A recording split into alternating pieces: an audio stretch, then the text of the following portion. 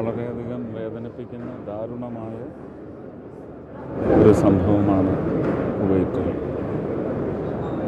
നടന്നിരിക്കുന്നത്. അതിൻ്റെ പശ്ചാത്തലത്തിൽ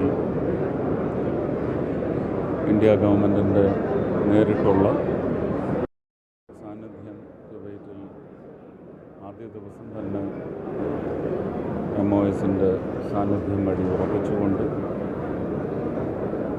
കൃത്യമായ നടപടികളിലൂടെ സമയബന്ധിതമായി ബന്ധുക്കളുടെ ദുഃഖത്തിന് അവർക്ക് സമാധാനവും തലോടലും ഒക്കെ ചൊരിഞ്ഞുകൊണ്ട് മരണാനന്തര ബഹുമതികൾക്കായും ആചാരപൂർവമുള്ള മറ്റ് എല്ലാ നടപടികൾക്കുമായി ഭൗതികാവശിഷ്ടം അല്പസമയത്തിനുള്ളിൽ നെടുമ്പാശ്ശേരി എയർപോർട്ടിലെത്തുന്നതാണ്. സ്റ്റേറ്റ് ഗവൺമെൻറ്റും സെൻട്രൽ ഗവൺമെൻറ്റും ഇവിടെ സാന്നിധ്യം അറിയിച്ചിട്ടുണ്ട്. കേരളത്തിലെ ജനങ്ങളെ സംബന്ധിച്ച് പ്രവാസി എന്ന് പറയുന്നത് ഒരു വലിയ ആദരിക്കപ്പെടുന്ന ഒരു സമൂഹമാണ് പ്രവാസി സമൂഹം. അതിൽ ആളെണ്ണം അല്ല കാര്യം, ഒരാളാണെങ്കിൽ പോലും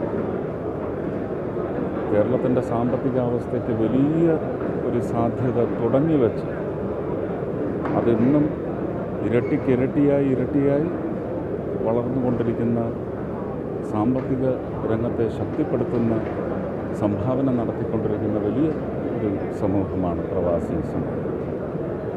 ഒരു ചെറിയ പോറലേറ്റാൽ നമുക്ക് വേദനിക്കും എന്നുള്ളതിന് തെളിവാണ് കേരളം മൊത്തം, ഭാരതം ഇതുകൊണ്ട് ബാധിക്കപ്പെടാത്ത സംസ്ഥാനങ്ങളും ജില്ലകളുമൊക്കെയും ഈ ദുഃഖം അവരുടെ ദുഃഖമായി ഏറ്റെടുത്തുകൊണ്ട് ഇന്ന് ആ ദുഃഖാചരണം നടത്തിക്കൊണ്ടിരിക്കുന്നത്.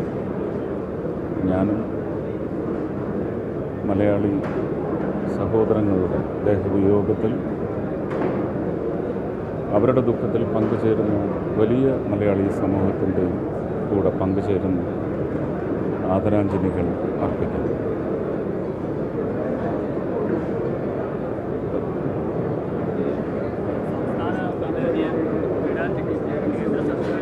ഈ സമയത്ത് അങ്ങനെയുള്ള വിവാദങ്ങൾക്കൊന്നും ഒരു സ്ഥാനവുമില്ല. നിങ്ങളിതിൽ രാഷ്ട്രീയം കാണരുത്. ഓരോ പോസ്റ്റിനും ഓരോ ഡെസിഗ്നേഷനുണ്ട്, അവർക്കോരോ ചുമതലകളുണ്ട്. അത് കൃത്യമായി രാജ്യത്തിൻ്റെ എക്സ്റ്റേണൽ അഫയേഴ്സ് മിനിസ്ട്രി എന്ന് പറയുന്നത് ഇങ്ങനെയുള്ള കാര്യങ്ങൾക്ക് വേണ്ടി നിയോഗിക്കപ്പെട്ടിട്ടുള്ളതാണ്. ഇതുപോലെ തന്നെ അനേകം ആ വിഷയങ്ങളിലൊക്കെ സ്റ്റേറ്റുകൾക്ക് നിങ്ങൾ പലപ്പോഴും മുറവിളി കൂട്ടുന്ന കോഓപ്പറേറ്റീവ് ഫെഡറലിസത്തിൻ്റെ സ്ട്രക്ചറിനകത്ത് നിന്നുകൊണ്ട് മാത്രമാണ് അതിനുള്ള കാര്യങ്ങൾ ചെയ്തിട്ടുള്ളത്. ഞാൻ ഡോക്ടർ എസ് ജയശങ്കറിൻ്റെ കൃത്യമായ സമയബന്ധിതമായ ഒരു നടപടി സ്വീകരിക്കലിനെയാണ് ഞാൻ ആദരിക്കുന്നത്. അദ്ദേഹത്തിൻ്റെ ചുമതലയാണ്. അദ്ദേഹവും അദ്ദേഹത്തിൻ്റെ മിനിസ്ട്രിയും അത് കൃത്യമായി ചെയ്തിട്ടുണ്ട്. ഇവിടെ MOS അവിടെ നിന്ന് കാര്യങ്ങളെല്ലാം ചെയ്യുന്നുണ്ട്. അല്ല എന്ന് പറയാൻ എനിക്ക് അവകാശമില്ല. ആവശ്യം അവരുടേതാണെങ്കിൽ അവർക്കങ്ങനെ വിചാരിക്കും. പക്ഷേ രാജ്യത്തിൻ്റെ ആവശ്യം നിർവഹിക്കാൻ വേണ്ടി നിയോഗിക്കപ്പെട്ടുള്ളവർ അത് കൃത്യമായി ചെയ്തിട്ടുണ്ട്. അതിലെന്തെങ്കിലും വീഴ്ച വന്നെങ്കിൽ നിങ്ങൾ ചോദ്യം ചെയ്യും. മലയാളിയല്ലല്ലോ, അവരെല്ലാം ഭാരതീയരാണ്, ഭാരതത്തിൻ്റെ മക്കളാണ്. ഒരു രാജ്യം വിട്ട് പുറത്ത് പോയി കഴിഞ്ഞാൽ ഭാരതത്തിൻ്റെ പാസ്പോർട്ടിലാണ് പോകുന്നത്. ഭാരതമാണ് പിന്നെ അവരുടെ ജീവനും അവരുടെ സ്വത്തിനും അവരുടെ ജീവനത്തിനും ഉത്തരവാദി.